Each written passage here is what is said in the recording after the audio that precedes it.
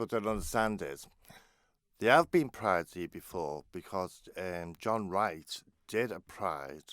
He opened up his home, and there was a pride event there. But because of the climate, it was all done by invitation to LGBTQ people.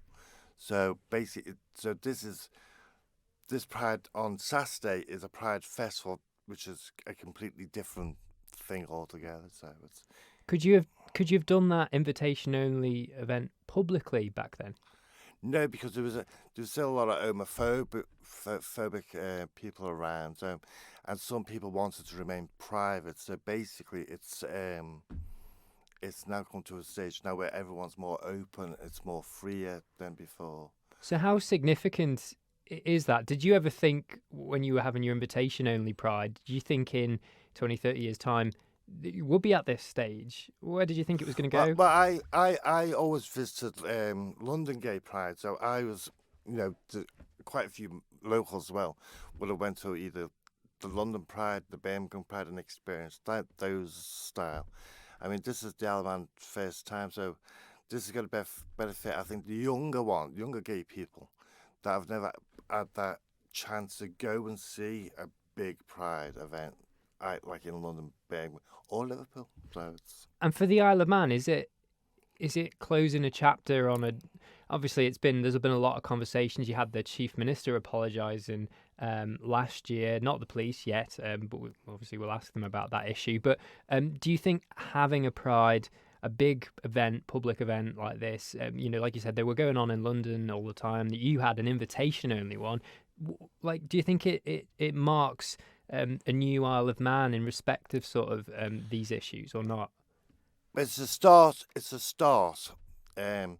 Pride is to fight for our rights, and then you have a little party afterwards. That's what people should understand. Pride is not just about a party; it's about bringing in things like hate crime, because there have been homophobic attacks recently. There was another one 2 years ago. So there is still some homophobic people about. So obviously they need to be educated a bit better. And do you think Pride will educate those people? How do you think you get to those people? Well, I hope so, because it's good. I think this Pride is going to be really busy, believe it or not. I mean, Peel Day was busy. I think, and because of the lockdowns, people want to go. So they're going to experience something of a bit of gay culture, which should be a good thing. I mean, I think Ala Pride and Claire Barber have done a terrific job. I'm not involved with the Pride organisation, so I'll be going as a guest, but I will be carrying part of the flag on Saturday. So, well, we mentioned trying to change people's attitudes, I guess, and by welcoming into that gay culture, you're hoping to do that. But do you think you're actually going to get to the people that still have homophobic views?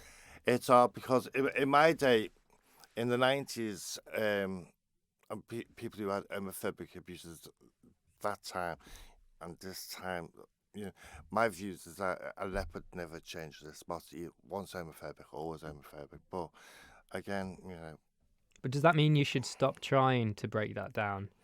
I mean, people have got the views as basically just don't do violence. I'm a strong believer in free speech.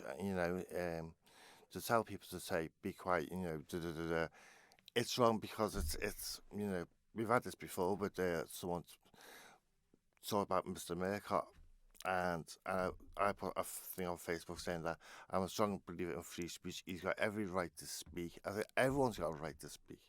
If for gays to say you can't say this, you can't say that, no, they can say it. This is why they fought a war. And that's so important nowadays, is freedom of speech. We've got to keep it. Do you think that comes at any type of speech, though? Because obviously some hate speech has got to be dealt with. I mean, you'd have a political debate on freedom of speech, but hate speeches and racism, it's got to be stopped.